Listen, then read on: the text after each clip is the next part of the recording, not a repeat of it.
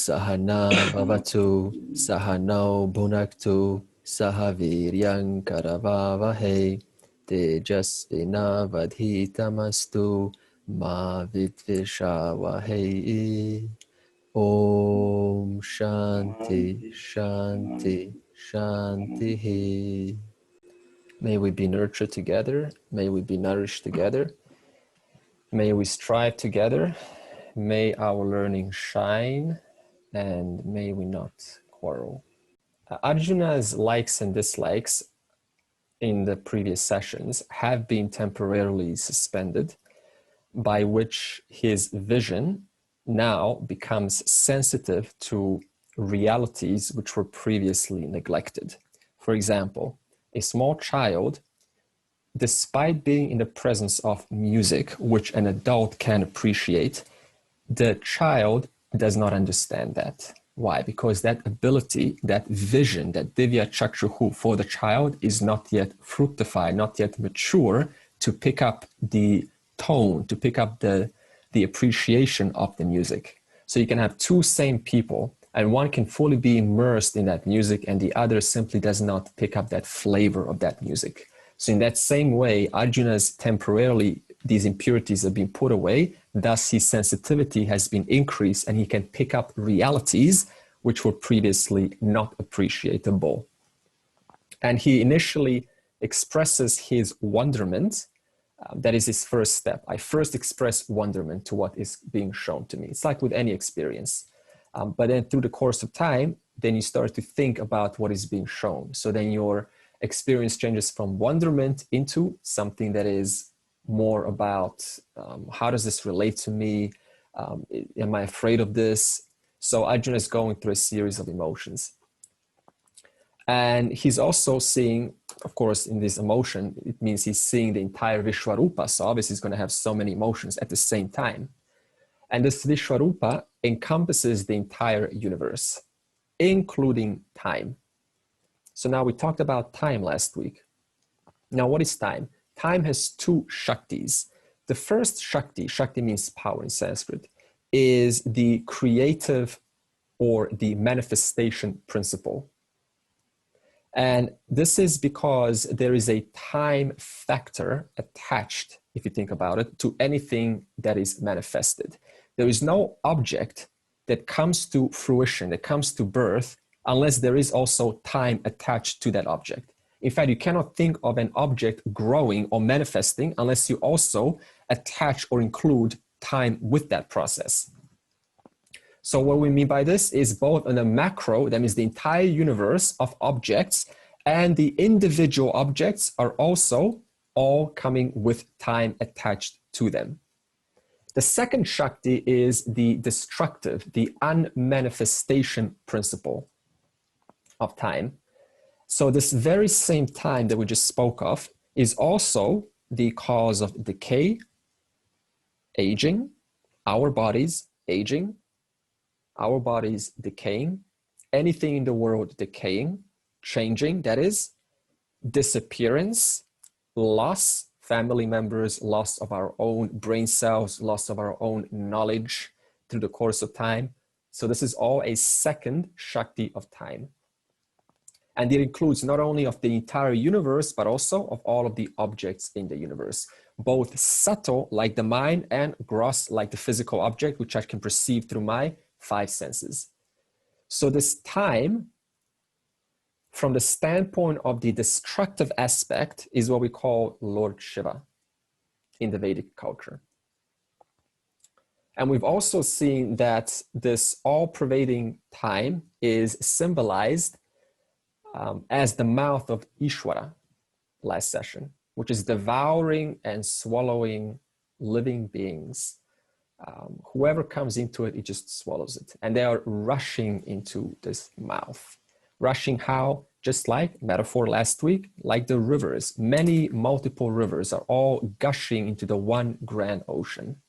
Or many insects are flying, rushing towards the flame in the lamp. In the same way, all of these living beings are rushing towards this mouth, and they're being devoured and chewed because time is the great devourer of objects in the universe. Arjuna is unable to accept this because he's obviously happy. He's having wonderment about creation, about the birth of new objects of beauty. But when it comes to the dark side, and we shouldn't even say dark side, but more like, even though it is also the dark side, the side that we don't want to address, that we want to look into fully, then Arjuna is unable to accept it. Why? Because Arjuna, like most of us, is accepting reality partially. This means I thought I assimilated the knowledge until I saw the destructive aspect. I thought I was firm in my Vedic knowledge until I saw my own mom or dad die. Then you see how firm you really are. So this means this is the reality of life. We can talk about this, in this webinar, but in real life, those close to you, then you really see how firm that knowledge is.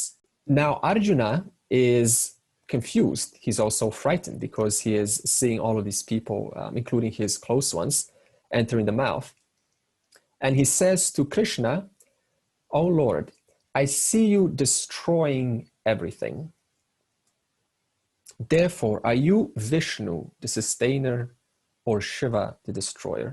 What is your function? Because I don't know anymore." Knowing all of this now, where is place for compassion? Seeing that you are doing nothing but devouring and eating people.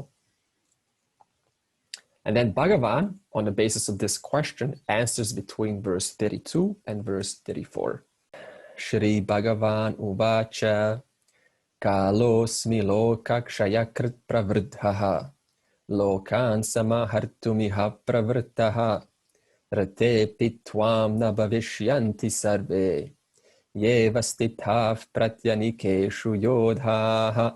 Bhagavan said, "I am time, the destroyer of people, the one who is all over, whose activity is to make people age and die here. Even without you, all these warriors who have assembled in the opposing armies will cease to exist." Kalaha asmi. So Bhagavan answers, I am the reality of time itself. So the meaning, what does this mean? It means your attitude that you have towards time, that reveals your understanding of Ishvara. Oh, time is going so fast. Time is going so slow.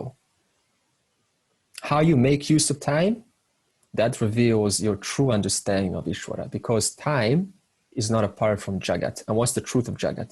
Ishvara.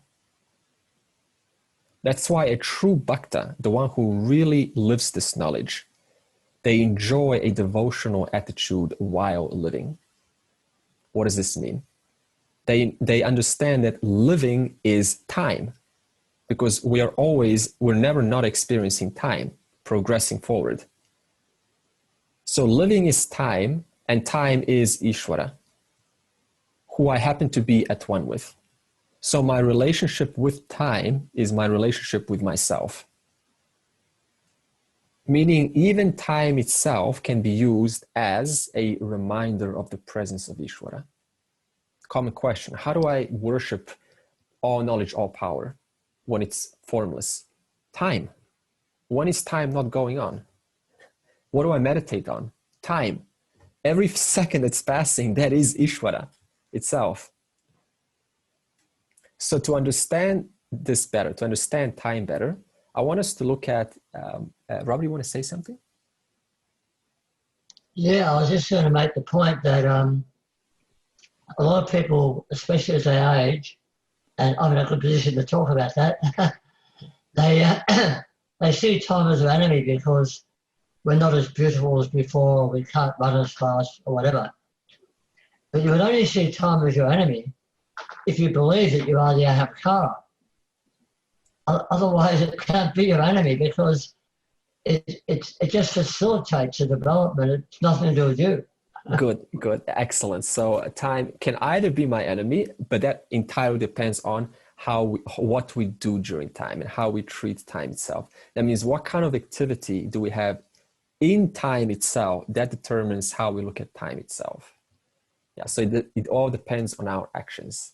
To understand time better, I want us to understand two standpoints of the one reality. The first standpoint is what's called Vyavaharika Satyam. What is Vyavaharika Satyam? This is your empirical transactional reality. That means the reality that you deal with every single day, including time, space, and object. Vyavaharika is the reality of seeming duality of opposites. What do I mean by this? Up, down, arrival, departure, growth, decay, birth, death. So this is all that we're familiar with. None of us are only familiar with birth. We're also familiar with death.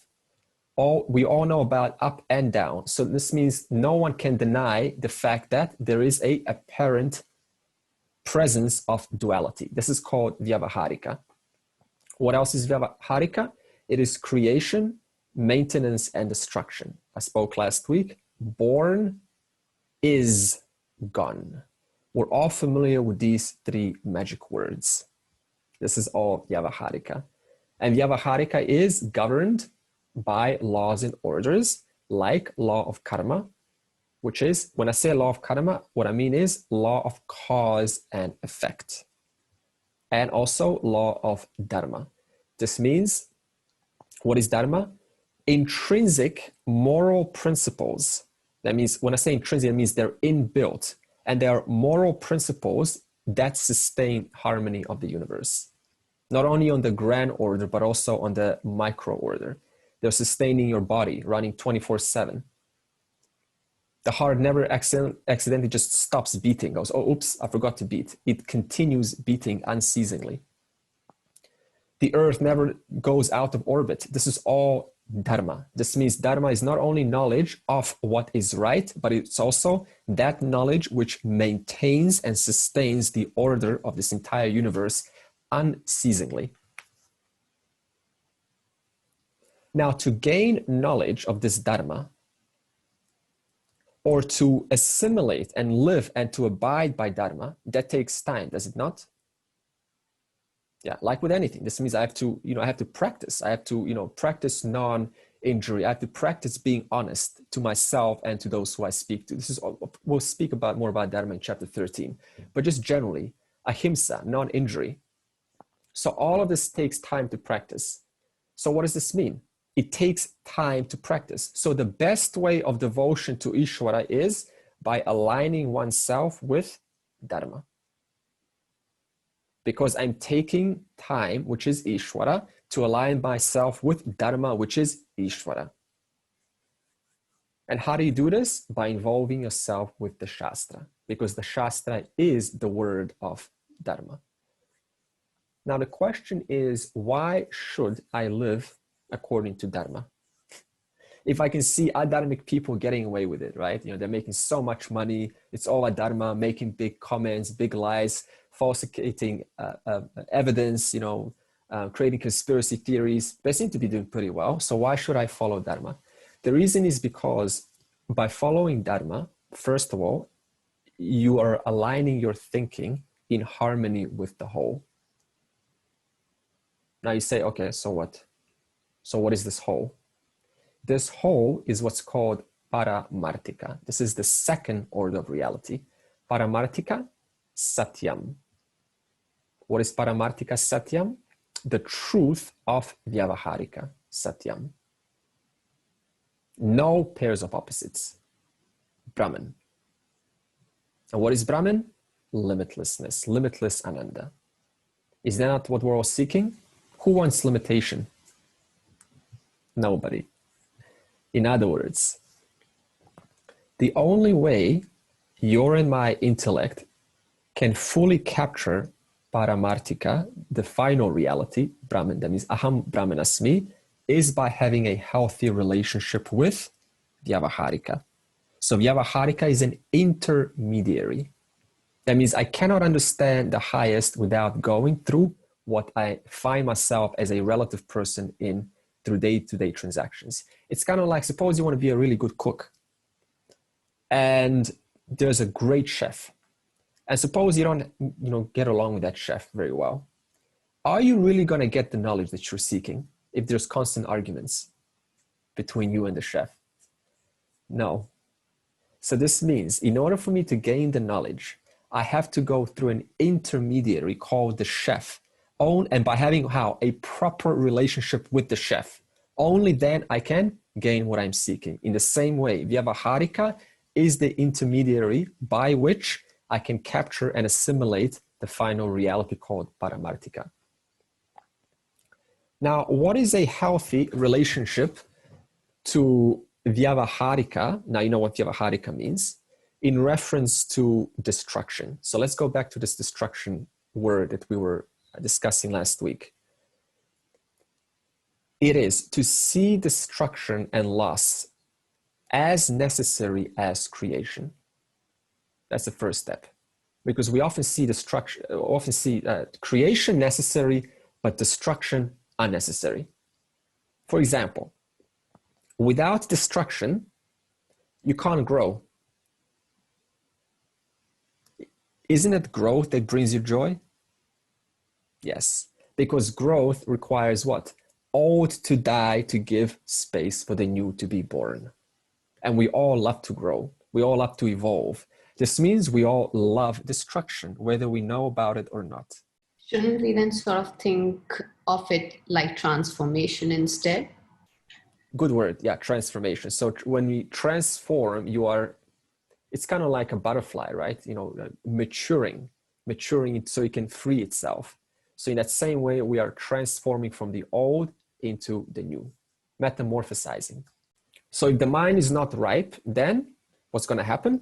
It's going to distort the final reality called Paramartika and live in its own imagination.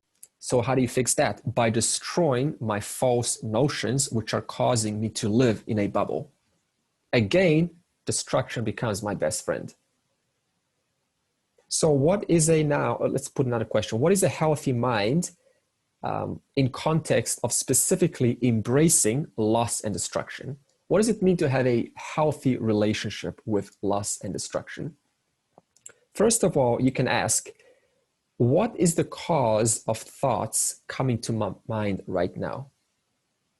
Suppose there are some unpleasant thoughts. You ask, what's the cause of these thoughts coming right now? Why? Because whenever you ask that, you're actually asking, I want to look this into a different way. I want to see this from a different angle. Does that not imply destroying the old perspective only to give birth to a new perspective? Yes. Another way to ask is, how will I use my free will today? How will I use my capacity to choose today? Not tomorrow, but today. Free will has three Shaktis: Jnana Shakti, Kriya Shakti, and Icha Shakti. All of us come with these three Shaktis. What is Jnana Shakti? The ability to know. Who doesn't have the ability to know something new? Unless you're an animal. Icha Shakti, ability to desire. Who doesn't have the ability to desire something different? Kriya Shakti, ability to do, to perform. Who doesn't have that ability? As long as you got 2 arms, 2 legs, a brain, you got all of these 3 powers. Now, what does it mean to say free will?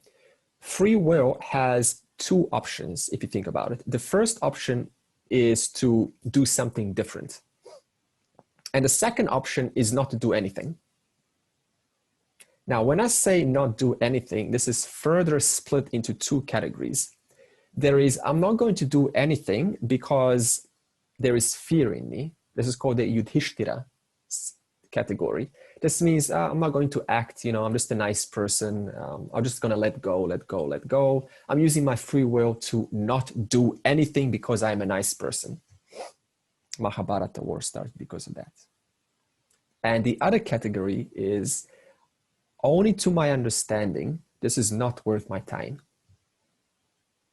This means it is an informed, deliberate, wisdom-based non-action. Furthermore, if you don't embrace Ishvara as a destroyer, then what's going to happen is the mind is going to put Ishvara into the category of devil or how do you say, the sinner, right? Because Ishvara is, the destroyer, so he's the devil. He's the one who destroys. And when you see sin winning benevolence in this world, that means winning God in this world, what's the person going to conclude? Who wants God? The one who cannot even get rid of, who cannot even fight sin or evil. So you can see how one single notion starts a trajectory of thoughts that continue, that reflect that one false notion. Also acknowledging the old moment, as I said, because every old moment gives rise to a new moment. All of these examples are destruction. So we can start to see now that destruction is actually your best friend. It's only because of destruction that you are today enjoying whatever you happen to be enjoying. Now, in the context of the Mahabharata, it says, Sarve na bhavishyanti, the verse. So right now, says Krishna, my function is destroying these people who have allotted enough papa karma, thus they cannot escape the momentum of their inevitable destruction. Therefore, Arjuna, rete api tvam. For this reason, their destruction is going to happen whether you're involved or not. Because the momentum of their papa karma is far too great and nothing is going to stop thus their destruction. Furthermore, it says, Pratya nikeshu yodhaha.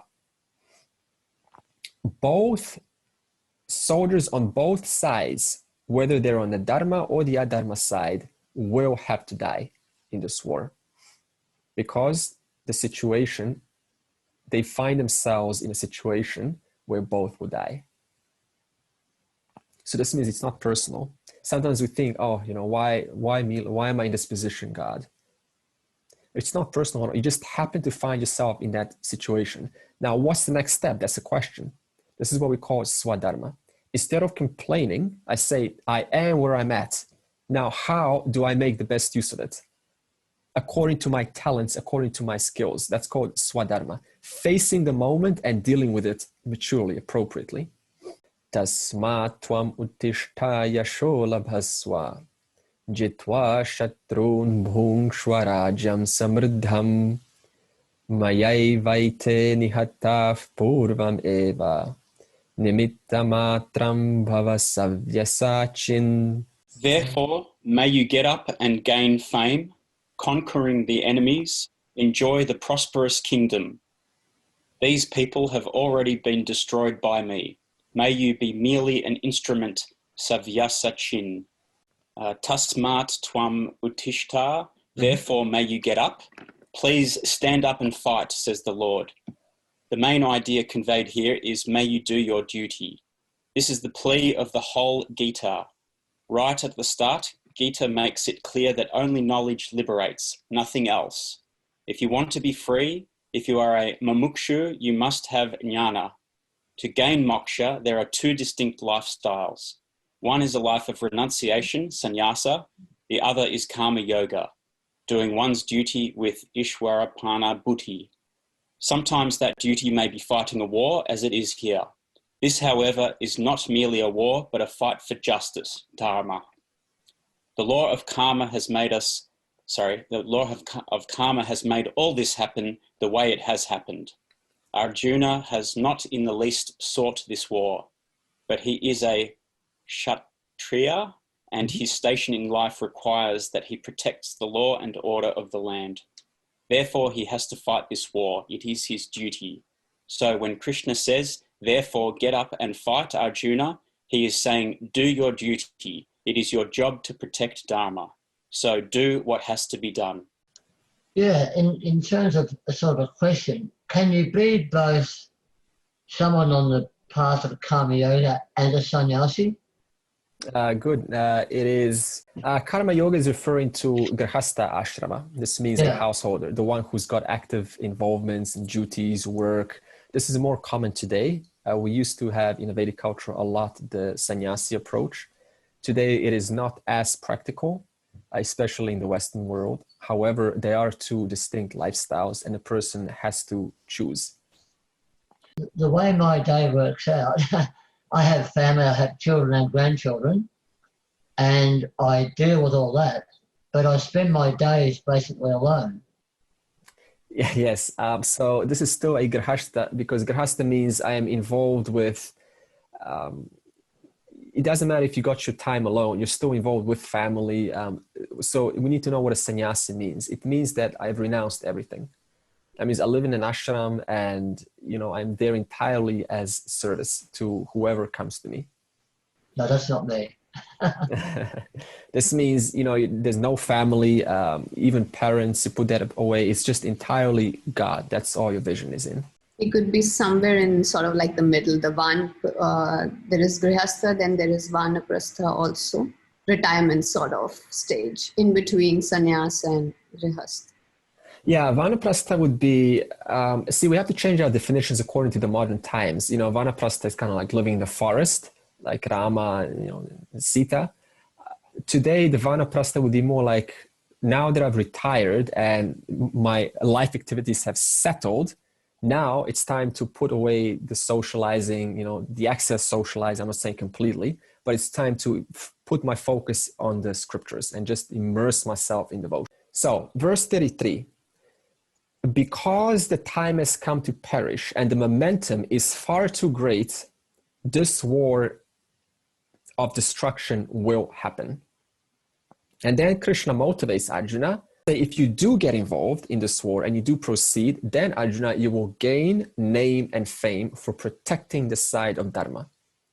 Whereas if you run away from the world in your little own comfort zone, justified as vanaprastha or sannyasi, in the name of abandoning duty, getting away thinking you can override Dharma with personal likes and dislikes, justified as vanaprastha or sannyasi, then you will gain an unpleasant position, including in the next lifetime. Even you will accumulate or may accumulate papa karma, because you as a kshatriya, your job is to stand your post, to protect the society from dissemination of adharma by the Kauravas.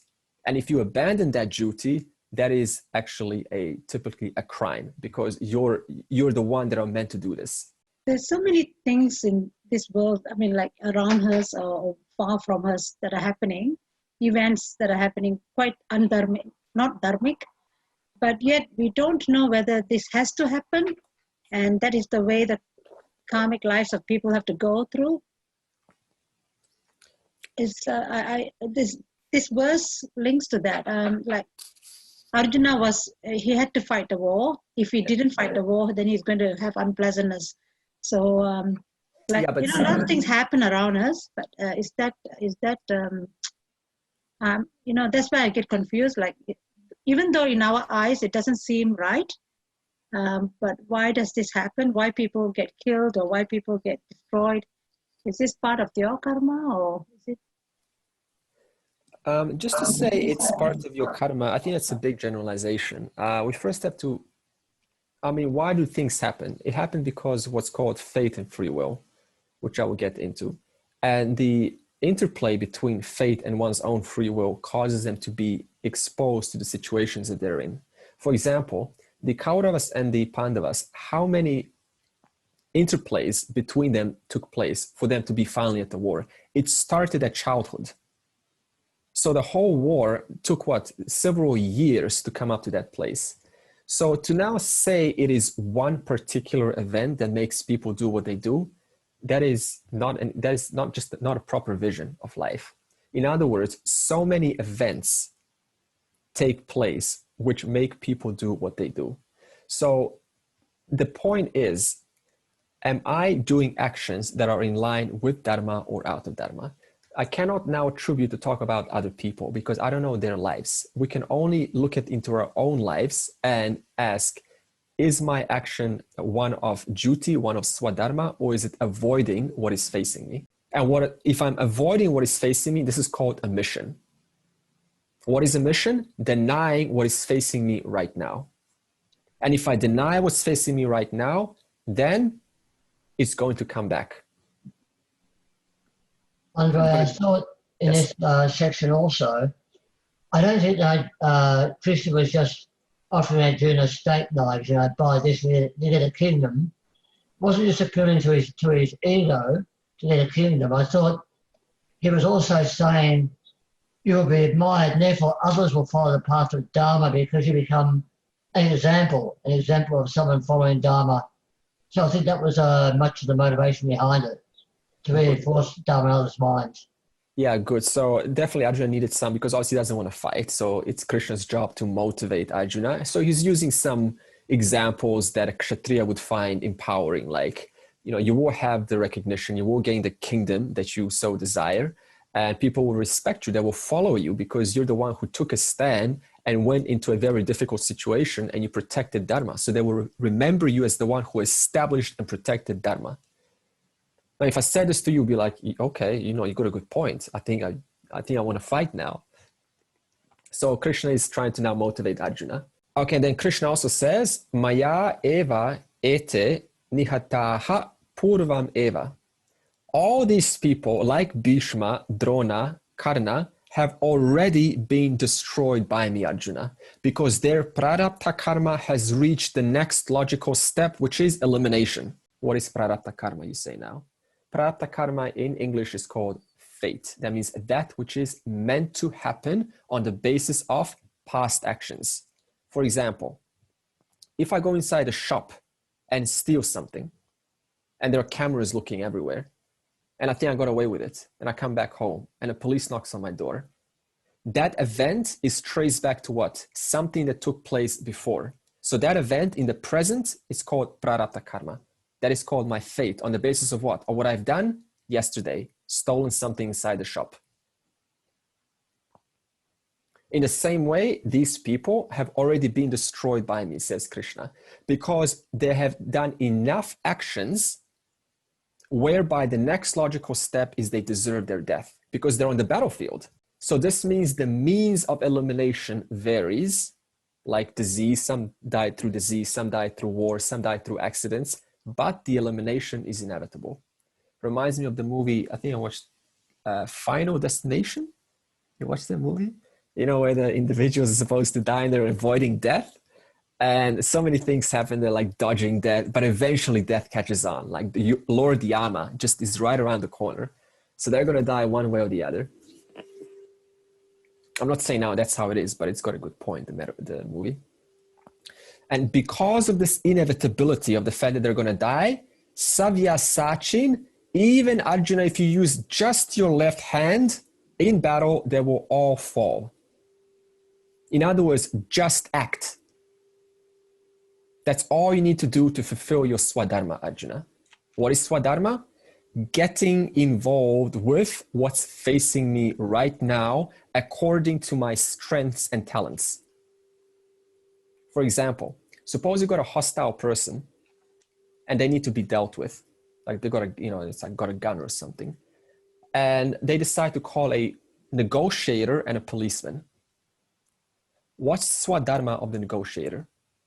To negotiate peace talks with the hostile person, to present opportunities, perspectives, to alleviate the restless mind of the hostile person, to talk, to console, to converse. If that fails, what does the negotiator do then? He transfers and says, okay, policeman, you do your Swadharma now. I do not have the gun. I don't know how to shoot. I know how to talk. So my Swadharma is talking, negotiating. Your Swadharma is physical activity. So this is called Swadharma. I perform or I get involved with what is facing me right now according to my unique talents and my unique attributes that I enjoy, that I have, that others find hard. So this means the policeman does not negotiate and the negotiator does not shoot. Nimitta matram bhava. May you become instrument in my hands. Don't waste time, therefore, protesting, running away from life into other seemingly easier paths that seem a lot easier and simpler and more enjoyable. Nor should you complain by your apparent shortcomings. I think we all, kind of can acknowledge our shortcomings. I don't know how to speak Spanish. That's my shortcoming. I wish I did. We've got more shortcomings than non-shortcomings. How many things do you not know compared to what you do know? I can just go on forever. In other words, don't spend time complaining about what I am not good at, but rather focus on where is my specific strength? Where does my talent, where does my Swadharma lie? That's the best time you can possibly use on earth. Put all the time, energy, and effort on my Swadharma and forget about those things which you're not good at, because you will never be good at it as long as you're a human being. Instead, be my mere instrument, Arjuna, of eliminating adharma, because their destruction is assured. Now, it seems like this line specifically, Bhagavan is saying, Arjuna, you're only an instrument, a puppet in the hand of the Lord. Everything is already decided in advance. Your only function is to fulfill my will, the will of God. Everything is predetermined. This was meant to happen, Arjuna, according to my grand script. This is what it sounds like so far. In fact, this line is a major boost for fatalistic people. One of the favorite lines in the entire Gita, this one simple line here.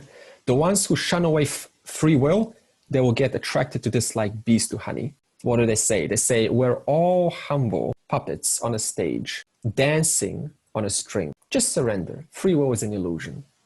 Bhagavan alone is the doer, the enjoyer. He is the karta bhokta.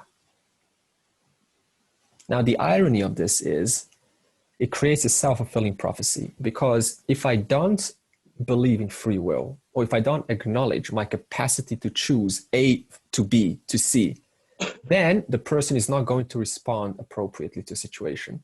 And that's going to produce a conflict. And that conflict is going to then revalidate, you see, I told you, my life is fated to be hard. That's how one simple notion changes the entire course of life. So let's analyze this line particularly. It implies two arguments. The first is everything is already predetermined. And the second is, because it's predetermined, consequently be an instrument of the Lord. And any resistance to being God's puppet produces pain. Firstly, rejection of free will is against the teachings of Shastra. In the Shastra, fate, when I say fate, what I mean is what is happening to me right now. That's called fate. How does the Shastra define fate? Results of actions in the past. So what is fate? You say results of those actions which I've done in the past. If I've stolen in the shop yesterday, then today the police knocking on my door, that's my fate. And this fate also includes prior lives, not just this life, but all lives. So fate is also equated to the word destiny. Whenever we say fate, it also means destiny. What is fate, destiny? In Sanskrit, karma palam. What is karma palam? Fruits of karma, fruits of action. Karma, action, palam, fruits. What do I mean by fruits of action? That means those actions, the results of actions. And in Sanskrit, the words fate or destiny is called prarabdha. Prarabdha. I'll be using this word from now on, prarabdha. So what is prarabdha? Fate, destiny. What is fate, destiny? Karma palam. What is karma palam? Results of actions. And in the Vedic horoscope, in the planetary positions at the time of birth are also indicators of the prarabdha. This is why in the Vedic culture, when a baby is born, you will bring an astrologer, a Vedic astrologer, and they will look at the date, the specific time, and look at the relation of the planets, and they can reveal some, the potential what is going to happen in life. So the parents are not so surprised, like, why is my child going through so much pain? And why is my child exhibiting these attributes which we don't have as parents? So this Vedic horoscope can provide some potential indicators of the person's prarabdha karma, because they're carrying over that karma from past life. So that's the idea behind this astrology. Now, how to look at this astrology, by the way? to look at it in a proper light, just look at your fuel meter, like in the car. The fuel meter indicates the petrol in the car. Now, what runs the car? It is the petrol. So in that same way, what runs the vehicle? The petrol. So what runs your vehicle, the body? Prarabdha karma. And what indicates that? The planetary positions. So it is not the planetary positions that dictate the course of your life. It is the prarabdha karma that dictates the course of your life. Because often in horoscopes, we think, oh, okay, so alignment of the stars tells what kind of life I live. No, the alignment of the stars simply indicates, like the fuel meter of the car, what kind of potential prarabdha karma the person is to enjoy or to suffer. And what is the difference between faith and fatalism? Fatalism is, if I think that fate alone dictates everything or determines everything, that's called fatalism. Therefore, in fatalism, free will is rejected. Everything is determined already in advance. It's predetermined. And this creates two distortions, by the way. First, if I think like this, the person doesn't take any responsibility for anything that happens. That means if I get hurt, it's my fate. If I hurt another, it's their fate. This means the person is completely removed from taking any accountability for their actions towards themselves and their actions onto others. And then the second is whatever happens unpleasant, I blame a higher power. It's God's fault. This is called the escapist route, easy way out. Just offload everything to a higher power. Although there is a minor advantage with fatalism, and it is used in very isolated cases throughout the scriptures. I'll tell you how. Why am I saying this? Because often we say, okay, fate, and we put it down. Nothing should be put down because that is called black or white thinking. You should look into it and inquire, how is this actually helping the person? For example, since Bhagavan is never unjust, this is the thinking of a fatalist, since he's never unjust, then whatever pain I am getting right now, that means he's giving me suffering to purify me. This means it makes hardships a little bit easier to deal with. In fact, in the Ramayana, there are sections which are quite strong in giving, read the Ramayana, it's like, are they talking about fatalism here? A lot of sections in Ramayana will be this sort of fatalistic approach. But the kind of mind that's reading this will not make that mistake. However, the beginner's mind will say, oh, okay, so it's all predetermined. So whatever suffering I'm getting, cancer, some disease, okay, so, Bhagavan is just purifying my body so that it makes my pain more bearable. So again, nothing should be put down with a full stop. You should look into it and inquire into it. So the whole Vedantic approach is self-inquiry into everything. Then what is fate? Fate is whereby there is an interplay of fate and free will. Therefore, fate is whereby fate and free will contribute to my future. That's called Shastra understanding. So today is not a result of just fate. Today is a result of fate and my free will done yesterday and done 10 minutes ago, done 5 minutes ago. That's called Shastric understanding. And Adi Shankara mentions 6 logical inconsistencies about the notion that everything is predetermined. So we've been saying, okay, fate is, give me some logical explanations. How is this so? In other words, let's give 6 logical explanations why the idea that there is absence of free will is flawed. So let's break down this idea.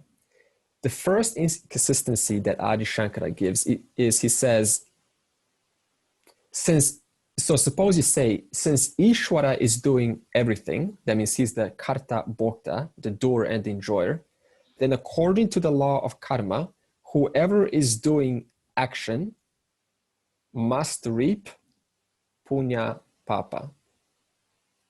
That means must reap karma palam in the form of punya papa. Meaning all our sanchita, agami, prarabdha karma goes to Bhagavan.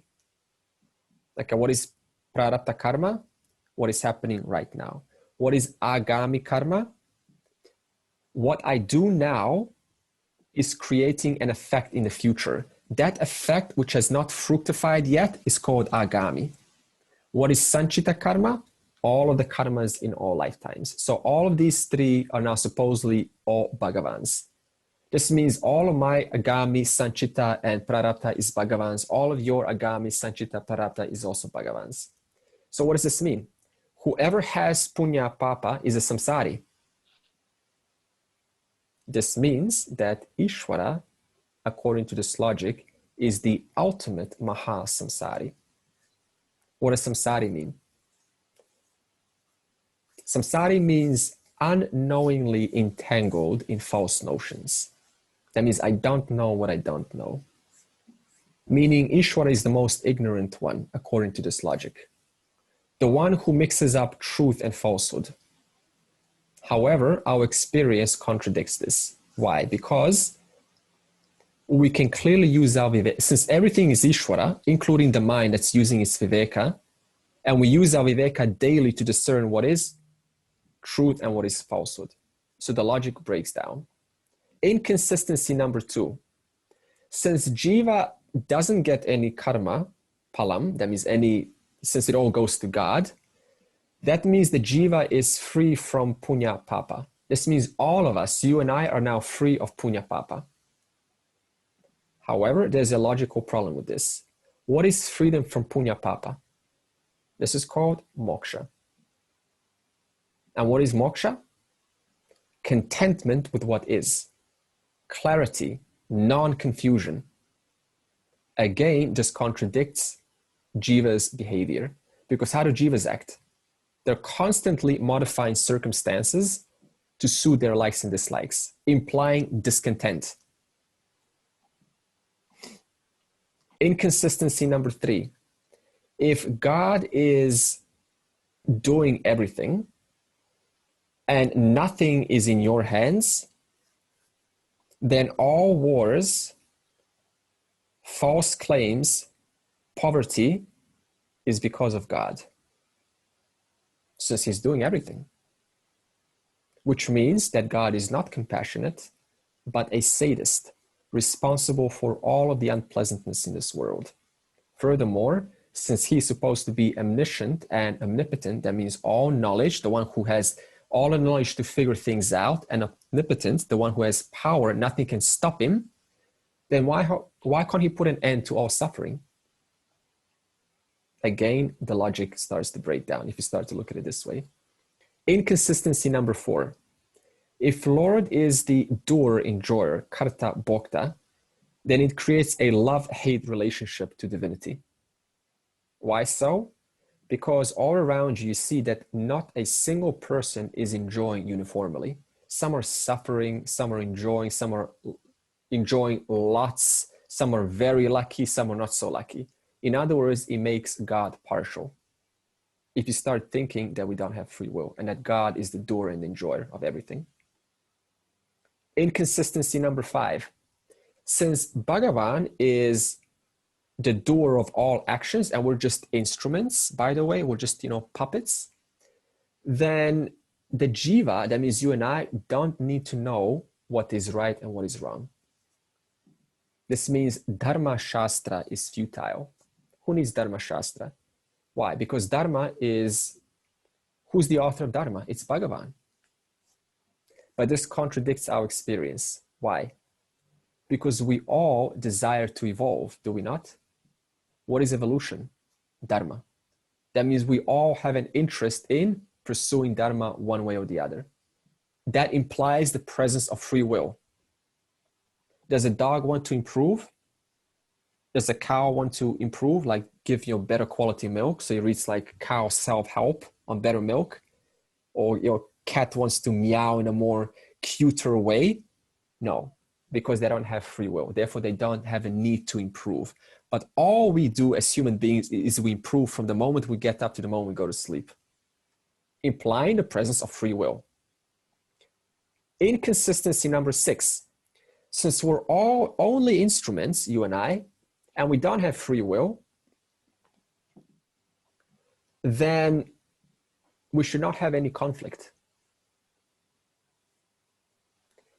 What does this mean?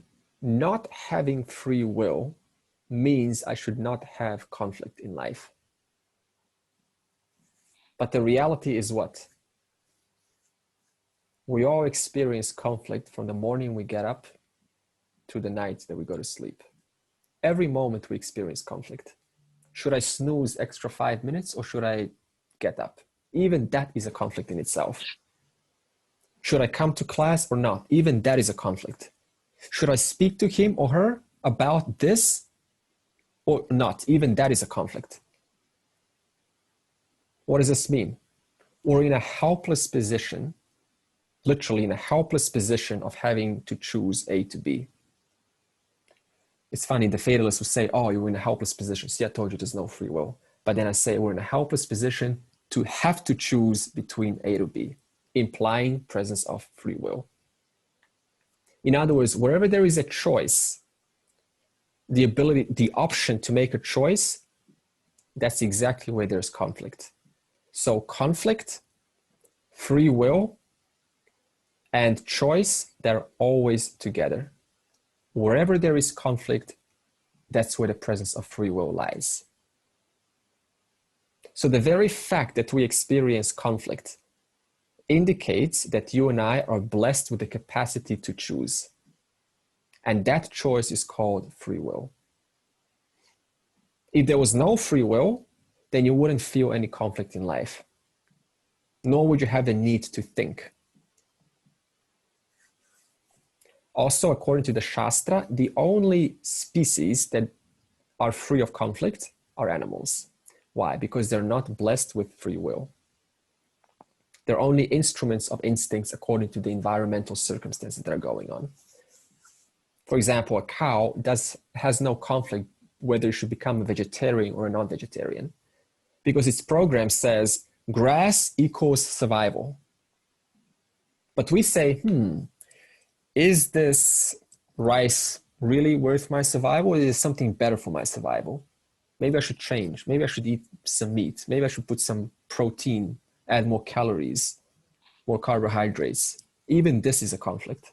Something so simple, even something that is so simple as eating, even that brings us conflict. Why? Because we have free will, ability to choose.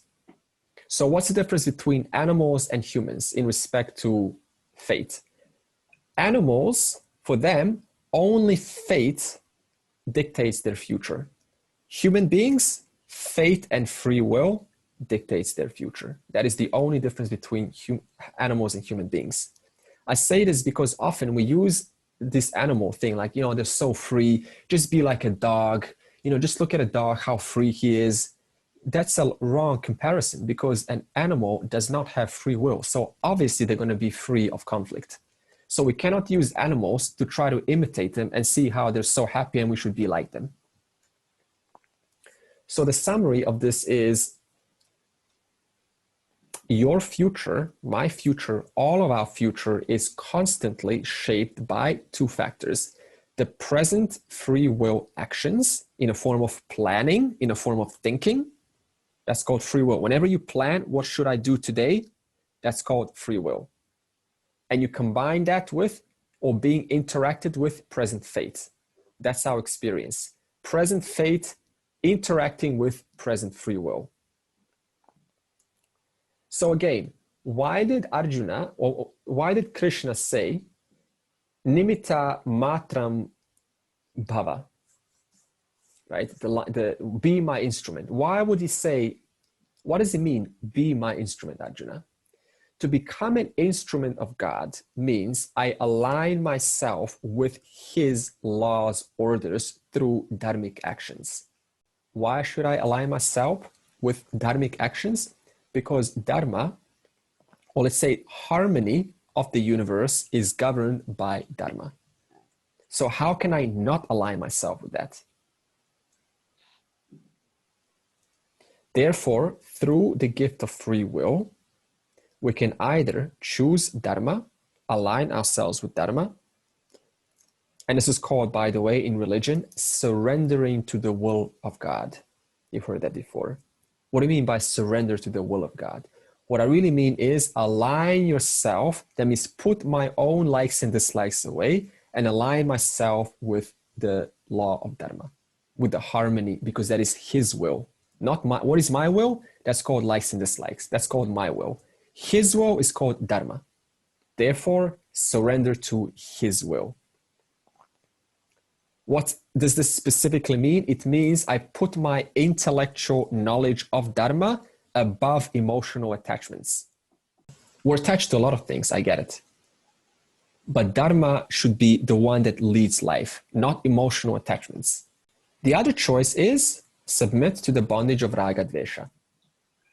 So either submit or follow dharmic laws and orders, or submit to your personal likes and dislikes, which are actually against our own favor because they have a life of their own. They want, they want cakes, they want socializing, they want this, they want that, but it's essenceless. End of the day, it's just fleeting. I'm not saying now, all these things are useless, but there's a certain level of viveka, discrimination. When the gift of free will is aligned with Dharma Shastra, then you become instrument of Ishvara. And that has unimaginable rewards, by the way, because you are living according to his will. What kind of rewards? Unimaginable rewards. There are rewards nevertheless. Yes, Nima? In this case, Arjuna was in a tricky situation of facing a war, and he had to kill his own family, right? Yeah. He had the free will of choosing between to fight a war or to avoid the war. Yeah. Because the Krishna was present there, and he gave him the confidence that fighting the war is the right thing to do, he was able to choose the right course of action. Yeah. But for us, when we are in a tricky situation, and especially when we are in tricky situations, we don't know what is dharmic and adharmic. True. Where should we go for getting that clear understanding of what is dharma and what is the right course of action for me? And I was thinking of one scenario, like in office, when I have my team members and one of the team members is not performing, and according to company guidelines, we are giving that person time frame of 2 months or 6 months to improve on performance.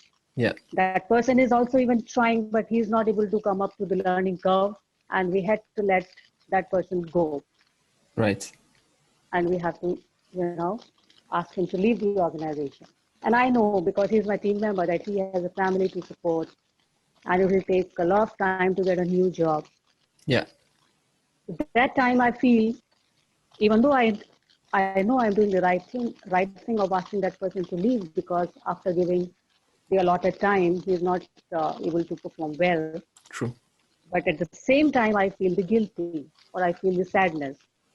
Not the guilty as such, but I feel sad for him.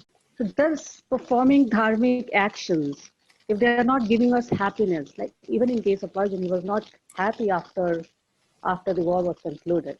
Yeah. And in the scenario that I told you, I was not happy to ask that person to leave, even though we did the right thing. Yeah. What's True. the use of performing according to the dharmic laws of action? And the other question was, how do I know that my actions are aligned to the God's will? For Arjuna, God was right there. For us, we did not realize God. So, good. I got the question. So how do we know whether our actions are aligned to the highest good or to God's will? Let's bring it more down to situation. So the only choice that we have is, it's called Swadharma, that means situational. So we're always faced with a situation of having to make a decision, A or B, right? Now, either decision is going to have some emotional aftermath, right? It's going to be guilt or maybe happiness. Now, in some situations, we do make the right decisions, right? But then we have this guilt. Now, this is something that we have to deal with ourselves, because this can also come from childhood. So this also now depends how we make a decision in the present. So this means that when we see something that needs to be done, then you need to look at that and say, okay, if this doesn't get done, what's the consequences? Right? They're far greater than just my single guilt that's probably gonna ensue later on. So this means I need to look at a bigger picture and hold my vision on what needs to be done according to the whole, whatever the whole is. Maybe it could be the whole organization, it could be the whole family, but there's always that vision on a bigger picture, and we hold that vision there to sustain the harmony of the whole. It's just like the last example, if a single employee that is not doing their job starts to retain their position far too long in an organization, what's going to happen? Their attitude is going to bring others down. And now it's kind of like, one bad apple starts to rot and affects all the other apples. So this means we need to put, again, our intellectual discrimination sometimes above our emotional attachments. Andre, is it that because of our impurities of mind, etc., yeah, sort of prohibit us from taking the course of action which is aligned with Dharma? And once we sort of purify ourselves, we'll be able to take better decisions, and we won't have to sort of think about whether we are doing right and whether we are behaving according to Dharma or not. And if we lose sight of that bigger picture, then you get narrowed down into like a single object becomes the world to you. It becomes so important, and you lose track of everything else. And that in itself pollutes the mind. So my situation is where I'm stuck is, most of the time I value my intellect and I'm able to take the right decision. But for example, in this case, when I have to ask the employee to let go, I had no second thought on my decision, but because of compassion towards a human being, on the humanity grounds, I was not able to cope up with my emotion of letting that person go and leaving that person into that situation. So I think I was feeling kind of responsibility on myself too, that I was not able to do enough for that person. And now how would that person would cope up? And sometimes, I try to help those employees by telling them, okay, you can find jobs in some other company. You would have the right fit there. And I had some friends, working there. But the question is, where should I stop? These are my emotions that are letting me concentrate. Instead of concentrating on myself, on my growth, on my evolution, sure. I'm just spending my time on others. Yeah, sure. So it seems to me that, this is the thing. That means you've done your part. You said you did console the person. That means you've done the best.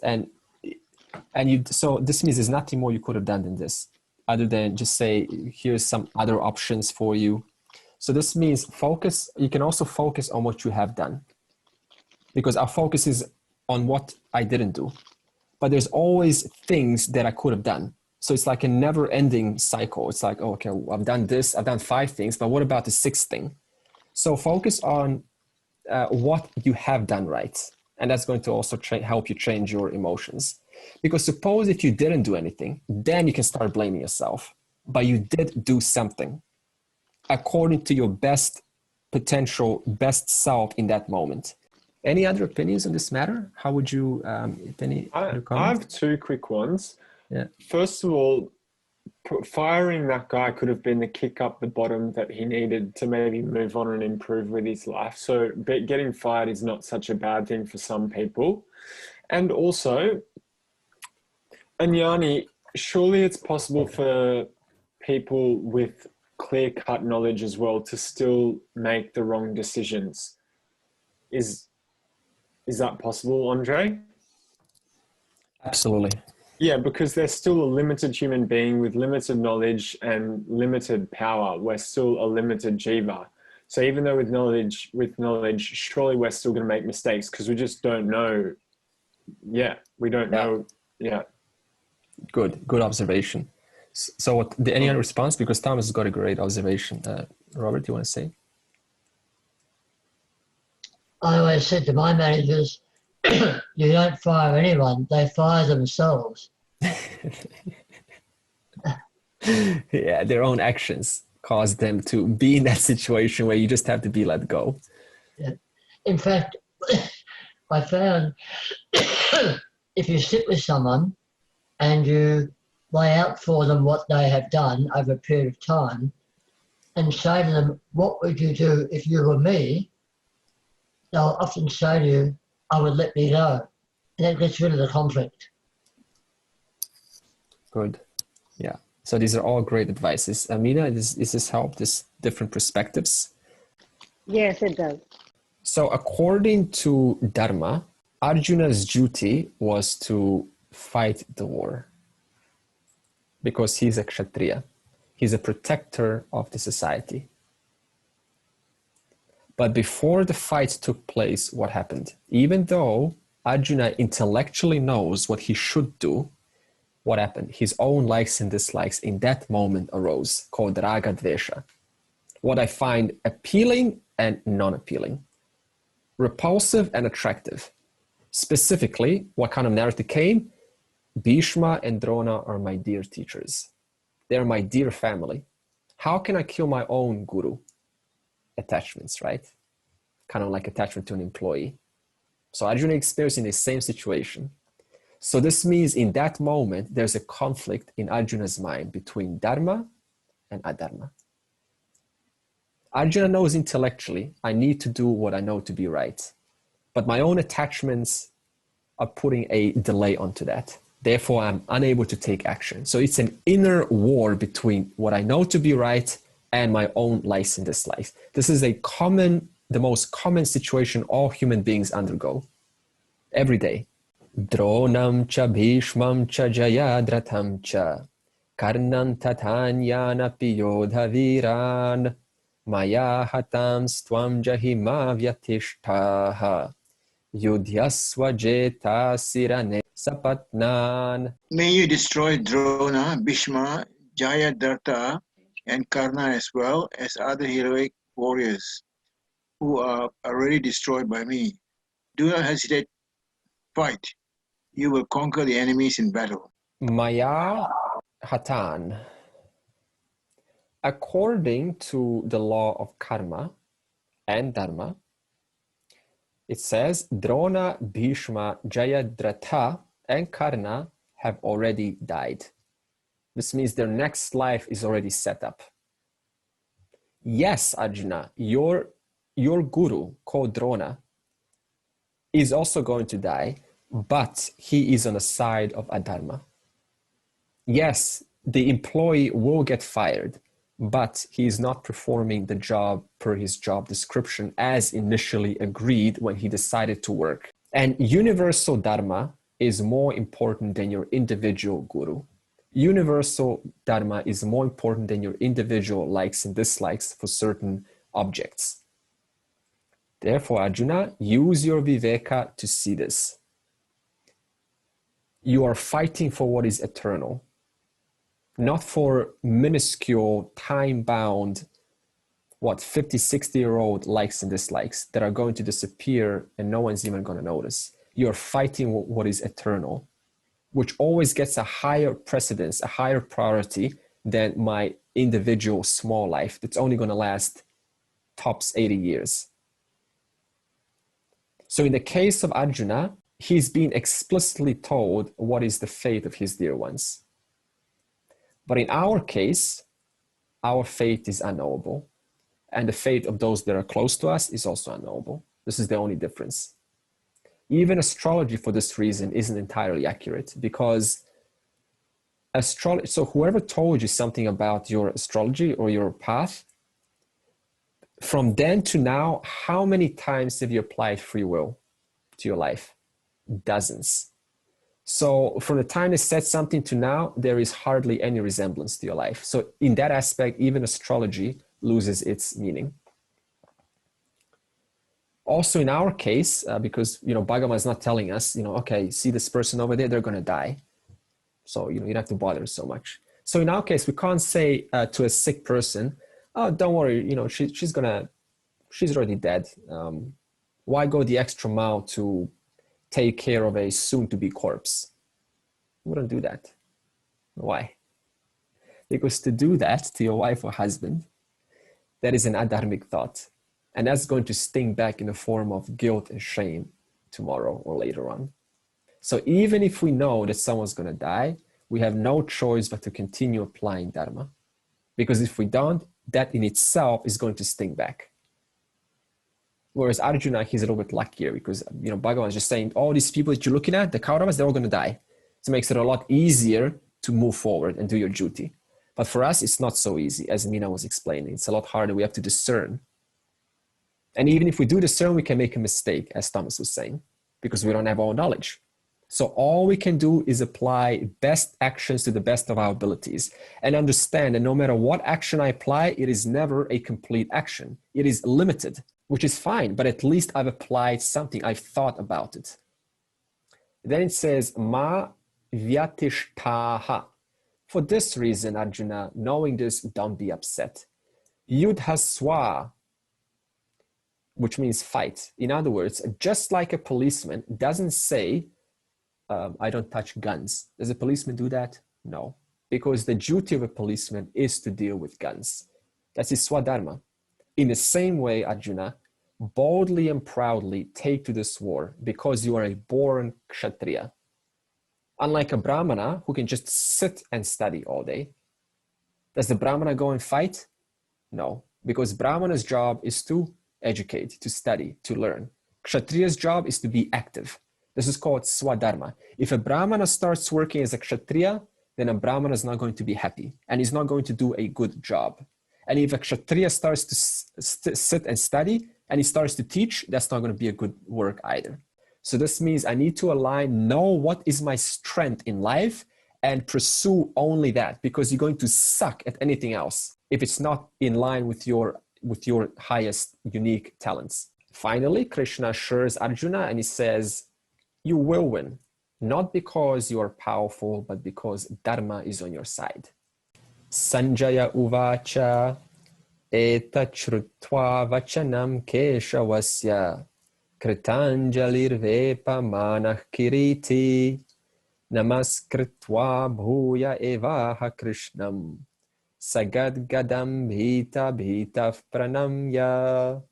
Sanjaya said, hearing these words of Krishna, Arjuna, the crowned one, with folded hands and trembling, saluting Lord Krishna, overwhelmed with fear and saluting repeatedly, spoke again in a faltering voice. I continue reading the description. Sankara explains Arjuna's condition here.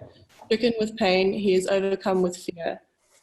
And because of the rapture springing up in him, he is overwhelmed with affection. His eyes are filled with tears, and his throat is choked with intense conflicting emotions. Therefore, his words are not very clear and are faltering. Sagadaga. Then too, he is very frightened, and repeatedly saluting Pranamaya, he talks again. Fear has overtaken him again. Thank you. So Sanjaya is here clearly mentioning Arjuna's condition. How is now Arjuna feeling? So far, he understands that Bhagavan is not responsible for the suffering or the enjoyments of anyone. What is the function of Bhagavan? It is karma pala data, according to Jiva's free will. What is karma pala data? The giver of results of action. So what is the function of Bhagavan in respect to the Jivas? Karma pala data, the one who gives results of actions according to Jiva's free will. For example, a murderer is already dead even before he faces the judge in court. And it's not the judge that sends the murderer or the killer to prison. What sends the killer to prison? Robert was saying this earlier, according to the employee, right? Say it, Robert. His actions. Good. So it's the killer's own actions that send him to court. So what's then the job of what's the point of the judge then? What does a judge do? He's a mere instrument. Yeah, good. So he's a mere instrument to reaffirm, to uphold the principle of Dharma. That's all a judge does. Now, how does this apply to Lord's compassion? Because remember, initially Arjuna said, seeing everyone go into your mouth, being eaten and swallowing, and all of this going on, destruction, where is space for your compassion? So let's talk about this now.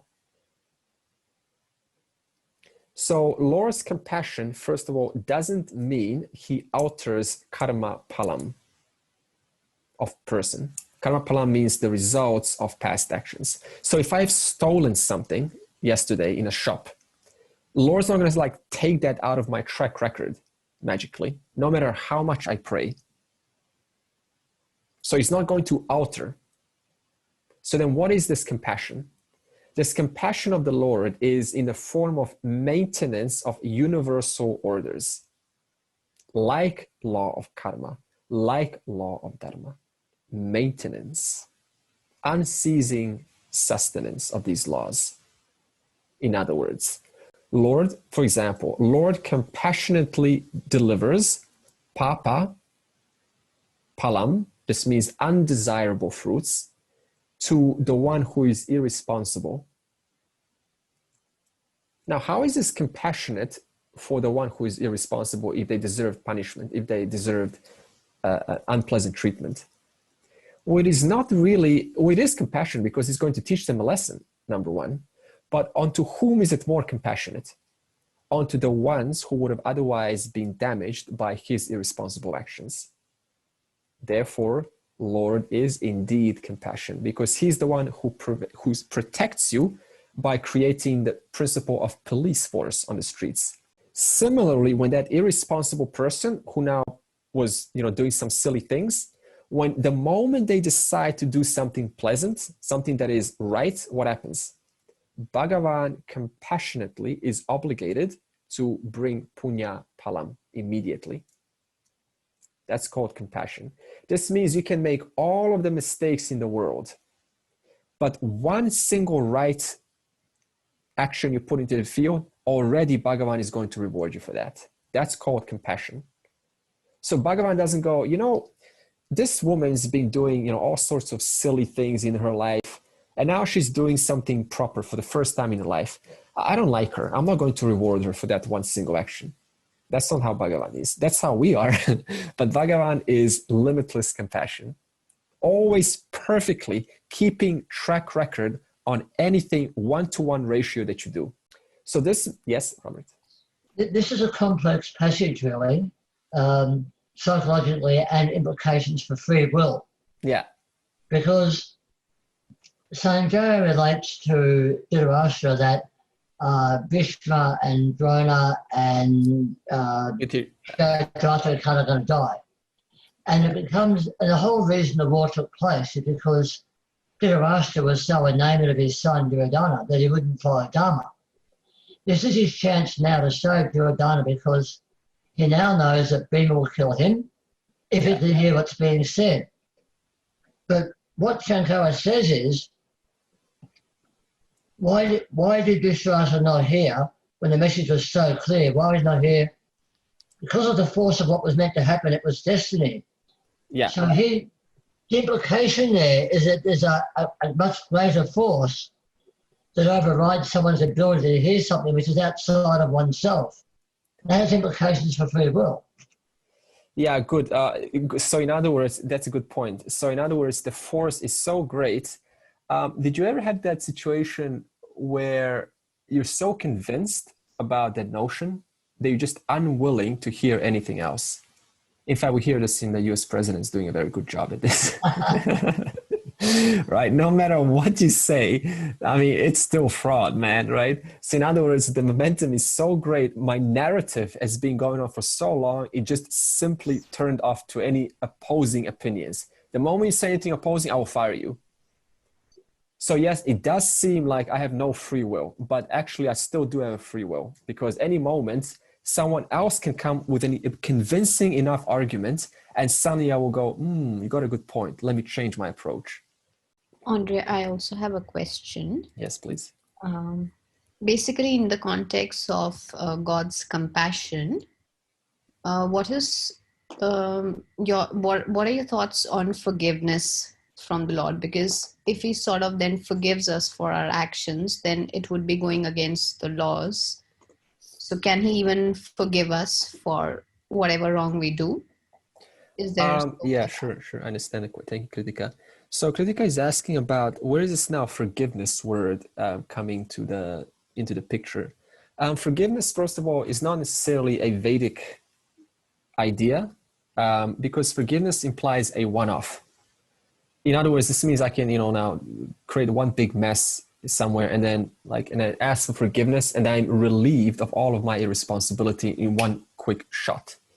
So Bhagavan is more accurate to look at as the one who provides a one-to-one ratio according to my present actions that are occurring right now. So if I'm doing I'm constantly irresponsible things, and then I decide, I cannot continue like this. This is just not going to give me a good life. I can see now clearly, because I can see someone else who did the same as I have, and they have, suffered. So I'm going to change my approach today. The moment you do that, that is what you call as though you're being forgiven. But we don't use this approach. We say that you've just changed your actions, which are now demanding a different kind of karma palam, a different kind of response from the environment. And that response is now going to be more conducive with bringing you more success in life. However, it doesn't still relieve you from all of the responsibilities you've done before, because you're still going to, have all of those people that you made angry, they're going to come chasing you. However, now I have a choice. I can say, okay, I'm sorry, I was coming from a wrong place. I was stupid. I didn't know what I was doing. So this means now all I have is my present free will. From that standpoint, I can now continue changing my future in a positive way. Thank you. Yeah, so no one's being forgiven, right? It's just depends on my actions. So far, we've seen that God has no power to create exceptions for anyone.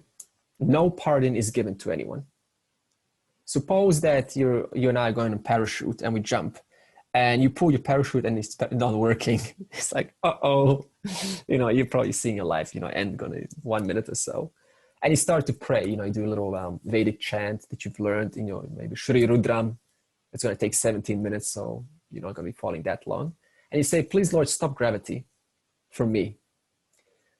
The fact is, no matter how much donations you've given before this, how many families you've helped, how many people you've truly been a good person, Lord is not going to create an exception for you and stop gravity. Why? Because if he did, then yes, you would be saved. But how many people would die? Countless, because they will all float up, and then when they fall, they will break everything. Their legs, their arms, their head. In other words, I got saved at the expense of millions dying. This means laws have to continue uninterrupted for the entire universe to work harmoniously. This is a fact. No one gets an exception. No one is, quote, forgiven. They have to address their past irresponsibility. Just like a traffic light, for example. Suppose you've got a sick person in your car and they're going to die, right? You need to get into a hospital very quickly. And there's a red light.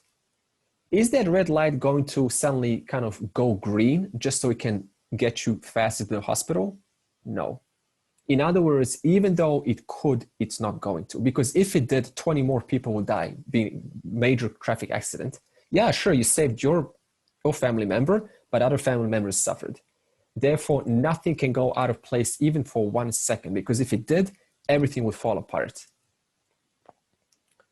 So the question is, what is the function of Bhagavan? I asked this last week, in respect to the jivas, in respect to us. The answer is, Lord, that is Bhagavan, is both Dharma Raja. What is Dharma Raja? The king of Dharma, the one who supplies the dharmic principles that pervade the entire universe and keep this world harmoniously functioning, which you and I daily use to benefit and profit from. And the second, besides Dharma Raja, he is also the Karma Pala Data. This means he is the giver of the results of actions that we put out into the field every single day. It also means that all knowledge, all power, otherwise called Ishwara, otherwise called Bhagavan, otherwise called God, is neither cruel nor compassionate. He is Dharma Raja and Karma Pala Data. entirely impersonal, simply delivering the results of our actions, done according to our free will. I think that's really liberating, because it means our lives are in our own hands. We're not the effect of something else. Okay, and understanding these two principles of the Lord, he's the Dharma Raja, the impersonal one, and the Karma Paladata. What does it mean to us as living human beings who are here every day trying to make the best of our living? It means that any papa karma, what is papa karma? Anything that I've done irresponsible some time ago, that's going to come back in an unpleasant way. That's called papa karma. Yes, it does bring suffering, no doubt. In fact, we will continue going through some unpleasant situations many, many more times, because, you know, we have how many more years to live? 10, 20, 30, 40, 50 years, right? So no doubt many unpleasant things will happen, not only to you, but to those who are close to you. So it will happen. But how do you now look at this? How do you accept papa karma as a part of creation? How do you maturely, what kind of attitude should I have towards sufferings onto me and onto my family members? There's one method in the Vedic scriptures, and that is to change your attitude about it. For example, every time something unpleasant happens to you, then instead of complaining and saying, why me, right? All you do is you say, okay, so this is one more papa point exhausted, because there's unpleasantness. So this means there's less papa weight in the future, less suffering in the future. So it makes pain a little bit more maturely acceptable. In fact, you can observe this in young children. Once their intellect sufficiently develops, they start to get attracted to accident-prone events. This happens because there is a mixture of past life habits. So if I was irresponsible in past life, that's going to carry over. So the moment my intellect develops as a child, then what kind of habits, vasanas or samskaras, will the person exhibit? Those which are in line with the person, the jiva, the subtle body that was there in the past life. And that's going to contribute to the accidents in this life. But it's not only the past life habits, it's also these life events that have contributed. So in other words, you can never really say whether the event that's happening to a child is because of past life or whether it is because of this life. It is always a mixture of two. It is not a one-faceted reality. It is a multifaceted reality. Objection now. If this law of karma has to take its course, because that's what we learned so far, right? It has to take its course according to this prarabdha. Then what's the point of praying? What's the point of Rayashita Karma? Isn't that a waste of time? That's the objection now. Yes, Meena? No. No? Okay, good. I think it's to you said that we have to align our own action with the laws of the Lord or the laws of the universe. So we do prayer and paschatap to reinforce in us those dharmic values. Good. For example, if I have committed a sin, I would say, God, I have done this, that was adharmic. Now please give me strength so that I can be more dharmic. In the entire process, I'm aligning myself to the laws of the Lord. And those actions which Meena speaks of are what's called punya karma. That means it is not a waste of time, because punya is opposed to papam. In other words, prayer or prayashchita karma has a neutralizing effect on what is to happen. For example, suppose a stone is falling down right now towards your head. Do you have to just stand there and suffer and take the pain? Suppose you can't move, right? So obviously, I know you think just move to the left or the right. Suppose you can't do that. What are you going to do? How are you going to neutralize the force of that impact on your head? Put your hand on your head. Suppose there's other rocks around you. What would you do with those rocks? Throw the rocks at the stone. Yeah, good. So in other words, a stone's falling down. You can take another stone and throw it up. And what's it going to do? The neutralizing impact is going to minus the final blow. This is called prayashchita karma. So even though there's no guarantee that I'm even going to aim properly, but at least it does contribute somewhat to neutralizing the force. Or suppose you take a allergic producing food and now it's in your stomach and there's an allergy. Do we just have to now take the pain and just suffer? No. What do? We take a neutralizing medicine to negate the impact. Therefore, prayashchitta / prayer, what does it do? It creates agami. What is agami? Agami is that which is yet to fructify. It creates agami, which neutralizes prarabdha karma. That's why prayer does work. Obviously, an objection is going to come now. And the objection is going to be, okay, I've done my prayashchitta karma. I've prayed so many times, but there was no neutralizing force. I still got the blow. What does this mean? It means that the agami is lesser compared to the prarabdha karma. For example, suppose a meteor is falling. No matter how many rocks we throw at that meteor, it is not going to neutralize that impact because the momentum is far too great of that prarabdha karma. Yes, it did make an impact, but it was so minute that you didn't even notice it. Therefore, this neutralizing depends on the relative strength of either your prayashchitta karma or of the prarabdha karma. You just never know which one it is, but it's going to be a fight between them, and we just don't know which one's stronger, but it does have some form of impact. For example, suppose that you go to a doctor and you say, can you cure my disease? What's a smart doctor going to do now? How are they going to answer this question? Can you cure my disease? It depends. Ah, beautiful.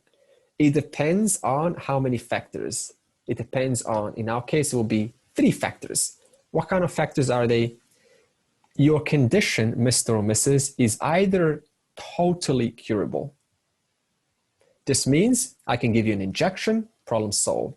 I can do a surgery or some kind of a surgical removal, problem solved. Instant cure. Your condition can either be also partially curable. This means I can give you a tablet. Now, this tablet may not get rid of the disease, but at least it's going to create a manageable condition. So it's not going to totally eliminate it. Or the condition can be beyond remedy, like cancer or AIDS, suppose. In other words, you can never say definitively if the prarabdha karma can be neutralized completely because you just don't know. But still, the cure of prayashchitta may work. You just don't know. But it doesn't warrant you to not use prayer or to avoid prayashchitta karma. Okay, and then the verse says, Keshavasya etad vachanam shrutva.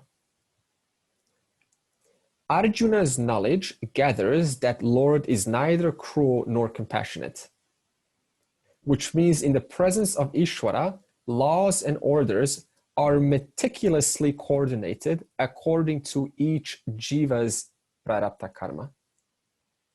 Accurately, 1-to-1 ratio. And then Vepa Manaha. Arjuna is trembling, realizing that he can't escape his own position in life. That means his position is where? In the battlefield, and his position is to kill his guru and grandsire. That's a hard thing. Imagine having to kill your guru. The one that's taught you everything, now you're going to kill him. In other words, Arjuna, you cannot escape what is about to happen. Just as you cannot escape, for example, gravity. Gravity is always acting on us. Even if we think about gravity or don't think about it, it's still acting on us every day. So there's no point resisting gravity. There's no question of liking or disliking gravity. What's the point? I'm wasting my time liking or disliking gravity. So then what can we only do to gravity in relation to gravity? All you can do is surrender to the presence of the ever-present law and order called gravity. Because it is true right now. It doesn't care whether I like it or dislike it, it is still working on me, even while I'm thinking how I like it or dislike it. And in reference to surrendering to Dharma, let's apply this to Dharma. What does Dharma mean? Dharma, how do I surrender to Dharma? It means I intellectually appreciate cause and effect, the presence of cause-effect relationship. It is in the form of surrender to the fact that law of cause and effect is always functioning.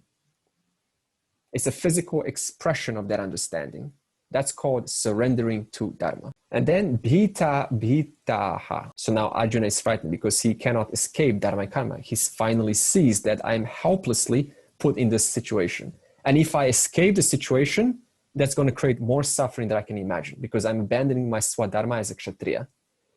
And this is a common reaction. First is fear, because now you realize, oh my goodness, I cannot escape my life, right? I have to pursue my life. I actually have to live out my life. I cannot get away from it.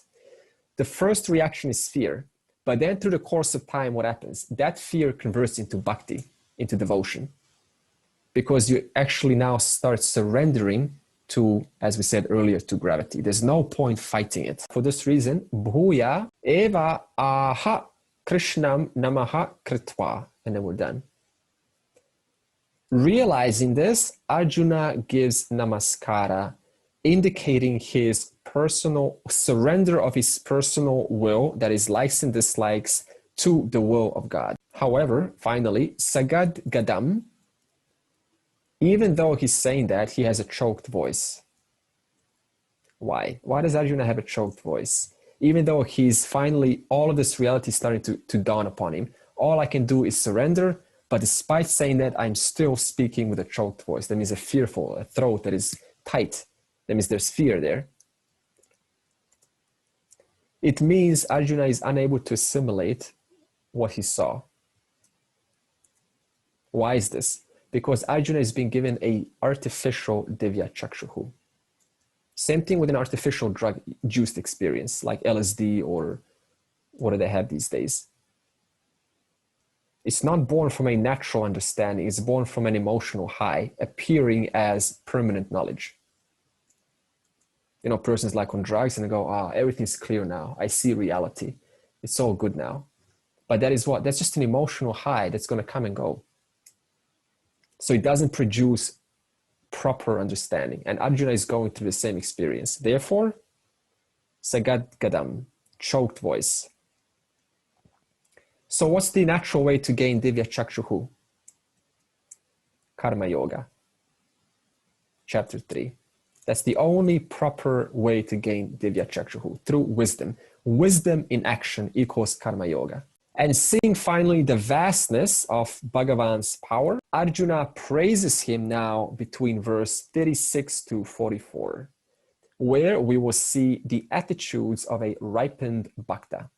That means, what does it mean to be a mature bhakta, the one who is devotion, has devotion with a discerning intellect? Sarve bhavantu sukhinaha, sarve santu niramayaha, sarve bhadrani pashyantu, ma kaschit dukkha bhag bhavet. Om shanti shanti shantihi. May all be happy, may all be free from illness, may all behold good things, may no one suffer.